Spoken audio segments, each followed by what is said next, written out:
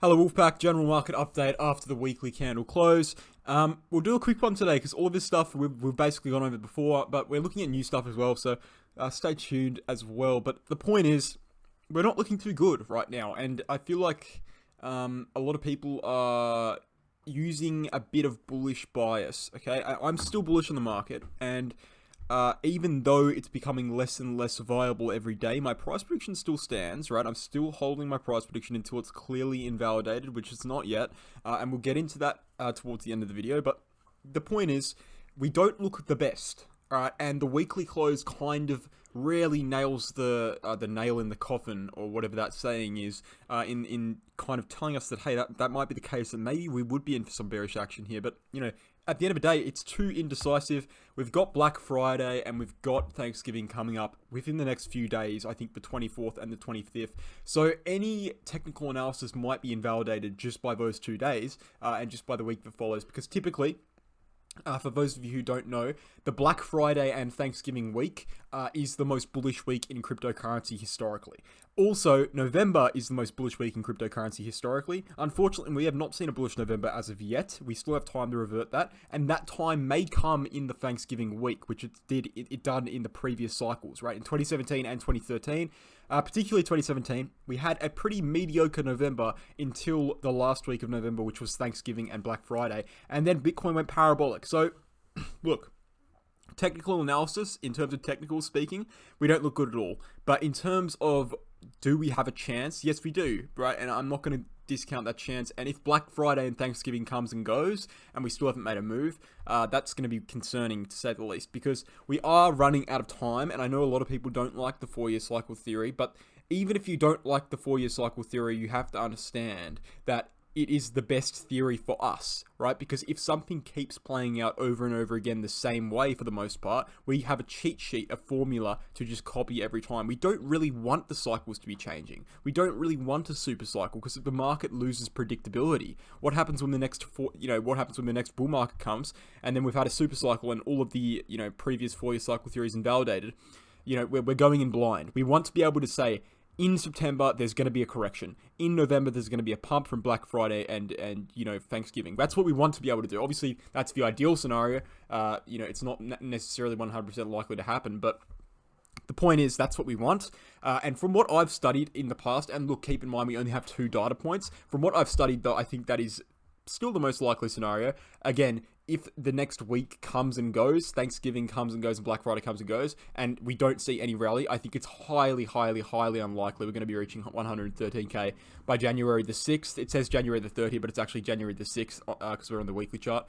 So it's going to be very unlikely if we don't move very soon, right? If we're in December 1st, the 1st of December comes along, we're still in the 50k region, or even if we're still in the low 60ks, it's going to be very, very, very hard for Bitcoin to actually make a rally. But as for the short-term price action right now, we'll get into that when the time comes. I don't feel the need to jump into that right now. I'm still waiting. I don't want to be that person who says, his prediction's wrong and then 2 weeks later was back on track. I'd rather wait until a full invalidation.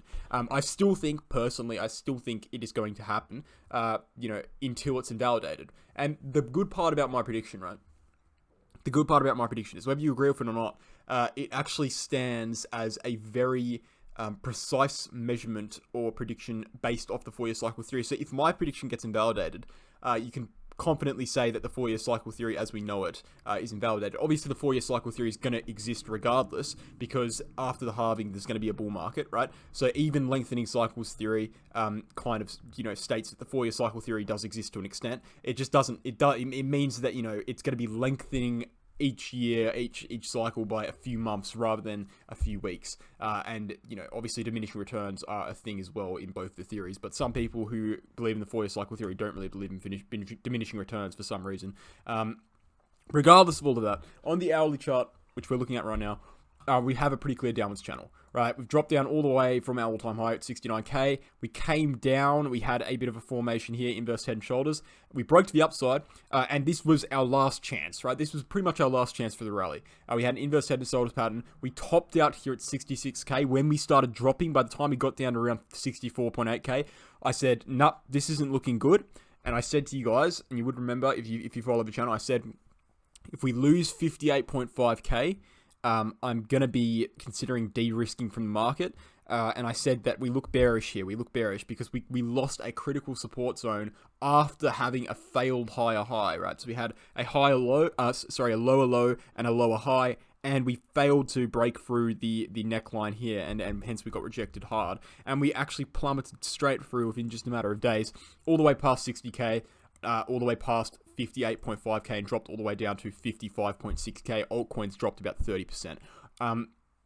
So it didn't look good at all. And the reason why I did de-risk, and I did de-risk when we saw a daily candle close below 58.5k, I sold some of my coins that were in profit, because I don't want to be sitting around praying and hoping for a rally. Because if Bitcoin actually does go to 53k, which by the way was the most likely support zone past this point, and still is, if we drop below this channel, 53k is the most likely target. If we go to 53k, holding is going to be brutal. Right, we dropped down 30% on altcoins from a drop from 64k to 55k.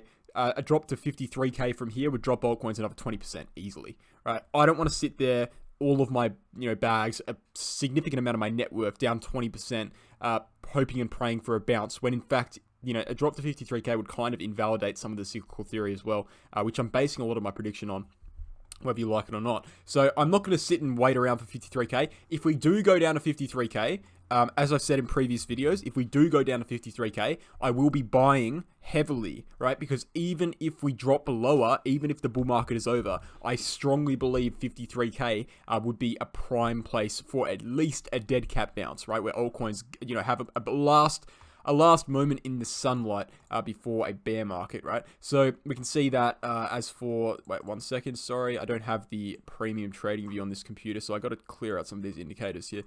Bull market support band, we can see actually is kind of resting right at 53k, just below it right now. So if we drop down to 53k, we're going to see a bounce off that. Whether we actually bounce to new all-time highs or not is another question, but we're going to at least see a little bounce. And notice how in dead cat bounces, if you watch any of my videos, you'd know that dead cat bounces on the way down on Bitcoin are usually when altcoins perform the best. That's what we see altcoin seasons, right? When Bitcoin tops out, it drops down, it has a dead cat bounce. In the dead cat bounces when altcoins perform the best generally. So that's what we'll probably be seeing at 53k if we do see 53k in a bear market scenario. Now, I don't have much confidence in the fact, a lot of people are saying we can go to 53k and then go to all-time highs. I'm not particularly convinced in that. I think we'll have to wait and see. As I said, it doesn't bother me though. I don't really need to make a decision because I'm going to be buying at 53k regardless, right? So I'm going to be buying at 53k. If we go up to new all-time highs, all is well and good. If we start showing signs of, bearish divergence, that's going to be a signal to sell out the market entirely until the bear market bottom and just trade, right? So that's what I'm doing personally. So I think it is very, very, very critical that we actually do hold this descending channel. I think it's even more critical that if we do go to 53k, buy the dip heavily, in my personal opinion, and then wait to see what happens from there. But look, the market doesn't look too good right now, and we'll check out the daily chart. On the daily chart, we can see that we've had a pretty trashy couple of weeks, right? And there's no real way to sugarcoat it at all. We do see as well that you will notice that at 53k, at 53k here, we have the 100 SMA as well as the bull market support band. But regardless of that, we are entering a zone on the VVPR between around 54k and current prices at 58k, where there is historically a lot of buying and selling contention. So this is a critical kind of zone to hold, right? So we don't actually want to be going below that zone. 53k is our last line of defense before a bear market territory. But I think right now, anywhere in this area between 54k and 58k is primed for bouncing. We saw a variety of bounces back here earlier in the year, so I don't see why we just drop right through. I don't think that's going to happen, and that's what I mean. If we go to 53k, it's more likely we see something like that and then drop down rather than just dropping straight through. Like, look what we had over here. We had months and months and months of bouncing in that region. There's lots of support there, so we'll have to wait and see. But just deleting everything here, what we can actually see, and the thing that I'm looking at, for the upside potential of Bitcoin, right, is if we're going to see an upside breakout, and if we're going to see full confidence return in the market, I want to be seeing a breakout on this bearish divergence, right? I'm not going to be re-entering the market fully at all unless we break this bearish divergence, because we had bearish divergence earlier this year in March and all the way down to July, actually, and then we had it in September as well and August. And each time when we broke to the upside, it led to massive rallies, right? So we broke the bearish divergence here, and it led to a massive rally. We broke it here, it led to a massive rally.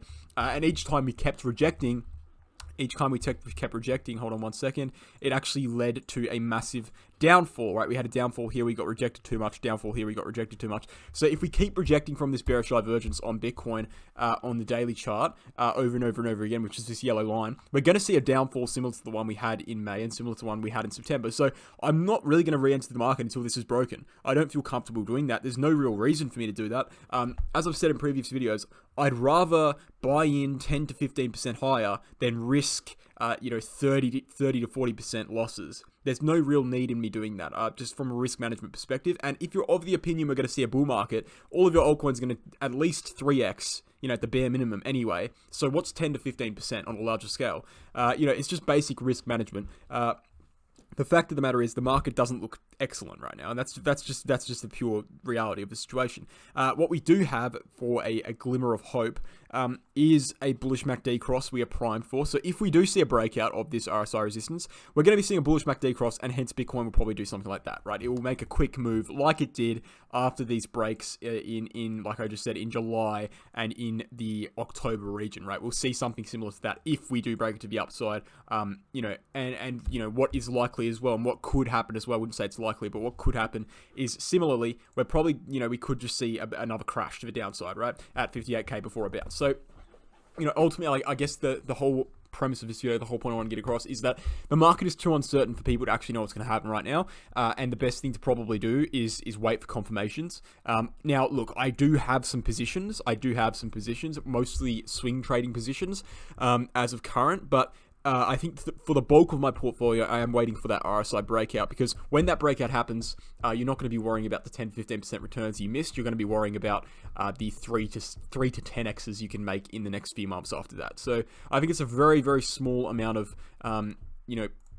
potential profits that you're losing for a very, very positive amount of risk you're avoiding, my personal opinion. As for the weekly chart, and the reason why the weekly candle doesn't look good, we can see that this weekly candle was actually closed below the previous all-time high that we made in April, right? We closed below it, and that all-time high was at 60k, right? We closed the candle in April just below 60k, and we've actually managed to close below 60k again. We closed our weekly candle this week at around 58.5k, something in that region. I suppose, yes, we did close above the 58.5k support, so that's kind of positive, I guess, but the fact of the matter is, the whole kind of bullish arguments for this construction is that we were constantly closing weekly candles above 60k and holding it for support, and now we've just absolutely crashed below it with a massive bearish engulfing candle. So it really isn't an ideal scenario from the weekly chart as well, and this is why, again, I'm being cautious here, even though I'm still holding my price prediction. I'm basically just waiting to see what happens from Thanksgiving and Black Friday. If nothing happens from that, I'm not sure, right? I'm not sure. I'm just going to be playing it by ear. And we can't say that it looks too good, but what we can say, though, is that the current date is around the 22nd of November, and we've got around, let's just measure this, from the 22nd of November, we've got around 100% gain to make to our prediction, right? So let's look at what happened in previous cycles. So from the 22nd of November, in 2017, we'll measure it from 27th, we gained around 114%, and from 2013, from the 22nd of November, we gained around, well, let's just look here, around 134%. So around 134 and 115% each time, and we've only got 100% to gain. So technically, even by diminishing returns standards, it's possible. We just really need to see a rally from this Thanksgiving and Black Friday kind of events that's happening all over the world, basically, capitalist worlds. So on Ethereum as well, we could see that, a lot of people got bullish again because we came back down on Ethereum and we confidently retested this rising channel and bounced strongly to the upside, and also retested 4K. But immediately after that, we've seen a bearish engulfing candle, and now we're heading to the downside again. So it really is one of these situations, and I've just said this so many times in this video already, but it really is one of these situations where we just have to wait and see. We have to wait and see whether this channel holds. We have to wait and see whether we're going to go to 53k. You know, if we go to 53k, buy the dip heavily. If we break the bearish divergence on the 1 day chart, buy heavily. If we continuously get rejected, consistently take profits or sell out of the market. But, you know, essentially the market is very, very, very, you know, conflicting from all standpoints. And what I will say is, for people who are shouting for lengthening cycles, and again, I have no problem with lengthening cycles at all. Even my prediction, January 6th, 113k, is technically a lengthening cycle prediction, right? It's lengthening by 3 weeks from the last cycle. So technically, I am a believer in lengthening cycles. And I've got no problem with the cycles lengthening more. I just don't think it's the most likely scenario, right? I still think it's definitely possible. I think that we don't have enough data points to completely definitively say one or the other is correct at all. So, you know, it could happen for sure. But what I will say is that if we do drop below 53k, I would be more inclined to say we're entering a bear market rather than a lengthening cycle theory. So 53k is ultimately the most important level on the chart right now. And as for the upside, a lot of people would say, as for the upside, what is the critical level? I'd say that 51.3k or 51.1k, depending on what chart you're looking at, is the most critical level. That is the POC. Once we break 61.3k or 61.1k, we will be breaking the RSI divergence, and also we will be breaking above this downwards region here and entering our previous zone of bullishness, I guess. And then we'll probably be seeing MACD cross above that line as well. So closing above 61.1k and breaking that bullish divergence on the RSI bearish divergence on the RSI is very, very critical. So that's what I'm looking at right now. Very indecisive market. Being cautious, not bearish, but cautious, because it is a time to be cautious. It's very uncertain. This shouldn't really be happening according to everything we've looked at before. And we'll just have to wait and see what happens. Thanks for watching, guys. Hope you enjoyed, and I'll catch you in the next one.